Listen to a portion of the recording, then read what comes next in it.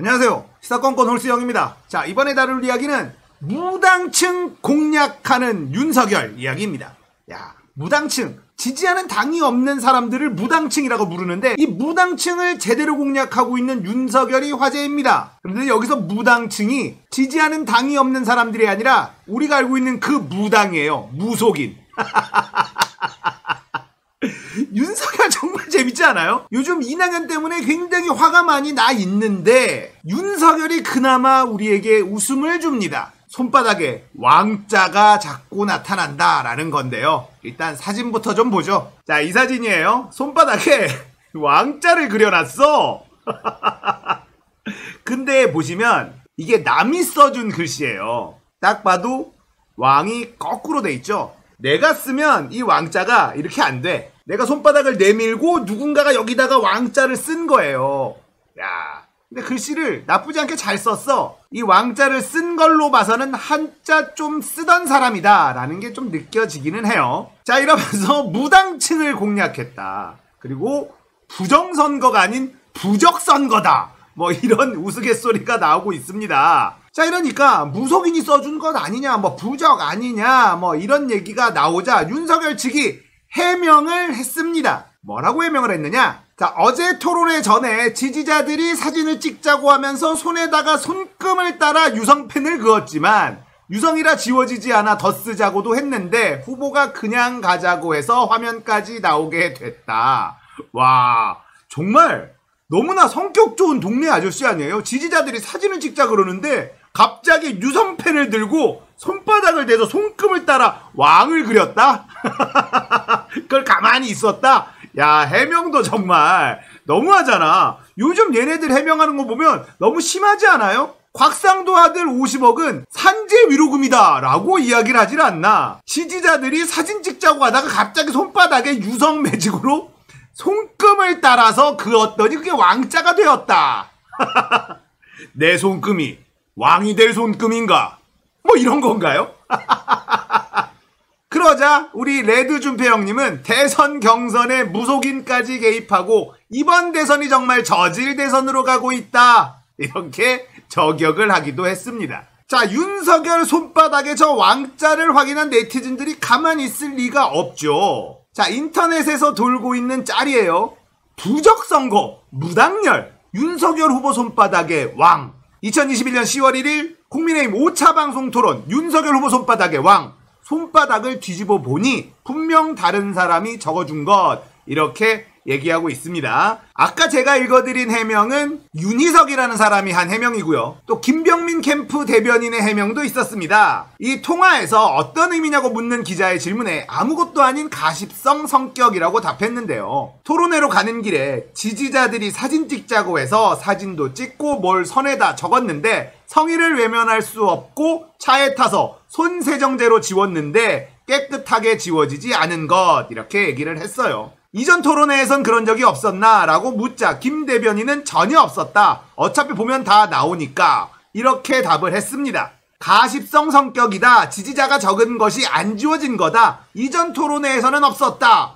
김병민 대변인의 말 사실일까? 자, 2021년 9월 26일 3차 토론회 손바닥에 왕자가 있죠. 9월 28일 4차 토론회 손바닥에 왕자가 있습니다. 9월 29일 라이브 방송에는 지웠어요. 그리고 10월 1일엔 다시 그렸다. 그러니까 지웠는데 안 지워졌다. 그래서 그냥 갖고 나간 것이다 라고 한 말은 거짓말이라는 겁니다. 자, 그러자 뭐라고 얘기했느냐? 캠프 관계자는 한경닷컴과 통화해서 윤 후보 열성 지지자들이 윤 후보 자택 1층에 주차되어 있는 차에 와서 항상 응원을 한다며 3, 4, 5차 토론 때 와서 꼭 정권 교체하라면서 손바닥에 글자를 써줬다고 말했다. 거짓말인 게 밝혀지자 주차장에 와가지고 매일 써줬다는 거예요. 아, 알아서 판단하시길, 이런 얘기가 있습니다. 자, 김병민 캠프 대변인은요, 손세정제로 지웠는데 깨끗하게 지워지지 않은 것, 이렇게 해명을 했었거든요. 그러자 이걸 또 가만히 있을 네티즌들이 아니죠. 자, 딴지일보의 배고픈 개미님께서 실험을 합니다. 유성 매직으로 왕자를 새겼다. 준비물 손세정제. 손소독제를 뿌리니 글자가 녹기 시작합니다. 한 번 닦으니 절반 이상 닦인 느낌입니다. 2번 닦고 남은 모습입니다. 거의 흔적도 없습니다. 집에 있는 알콜로 3번째 닦으니 흔적도 없이 사라집니다. 아, 얘네들 해명 좀 성의있게 하면 안 돼? 그리고 석열이 형, 무당을 만났으면 좀 캠프에 있는 사람들한테 귀띔이라도 좀 해줘라. 얘네들 얼마나 모양 빠지겠어. 변명이랍시고 해주는데 뭘 알아야 변명을 해줄 거 아니여. 지금 캠프에서도 죽을 맛이에요. 이 망원 대응팀이 있는데 망동까지는 대응을 못하거든.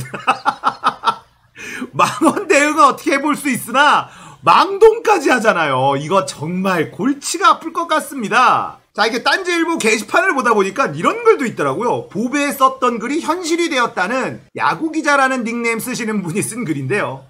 아주 만약 영화 더킹 정우성 역할 실제 모델이 윤석열 총장이라면 더킹에서 정우성의 삶의 궤적과 윤석열 실제 삶의 궤적은 매우 다르죠. 하지만 결과적으로 보면 윤석열도 결국 검찰총장이 되었고 검찰총장 이후 대권까지 꿈꾸고 있다면 요새 아주 그런 소식이 안 들리는 것도 아니고 민주당 잠재 대권 후보들 하나씩 제거되고 있고 심지어 자한당 잠재 후보 중 한 명인 홍종욱 딸 사건 터지고 과연 우연의 일치일까요? 오늘 방송 쪽 종사하는 지인에게 들은 이야기인데 윤석열이 그렇게 점을 보고 다닌다고 하네요. 그 얘기 듣는 순간 더킹 정우성이 떠올라서 소설 한번 써봤습니다. 자, 이런 글이 있어요.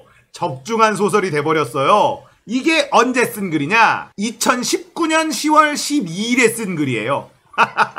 기가 막히게 맞아떨어졌죠. 실제로 윤석열이 무속을 믿는다라는 건 여러 정황에 알려져 있습니다. 윤석열과 김건희 그리고 장모 최은순, 여기에는 항상 따라다니던 스님이 또 등장을 하거든요. 이 스님은 풍수지리를 기가 막히게 잘 본다. 관상을 기가 막히게 잘 본다. 그렇게 알려져 있는 인물이에요. 그 사람과 가깝게 지냈던 사람이 윤석열입니다. 그 왕자도 그 스님이 써준 거 아니야? 대선 같은 큰 선거에서는 무당층 공략이 매우 중요합니다. 그래서 윤석열은 무당층을 적극 공략하고 있습니다. 전국에 있는 무속인들이여 나를 찍어라. 그 무당이었다는 거. 자, 오늘은 끊임없는 웃음을 선사해주는 윤석열의 무당층 공략 이야기였습니다. 재밌었다면 구독, 좋아요, 알림 설정 부탁드릴게요. 감사합니다. 끝!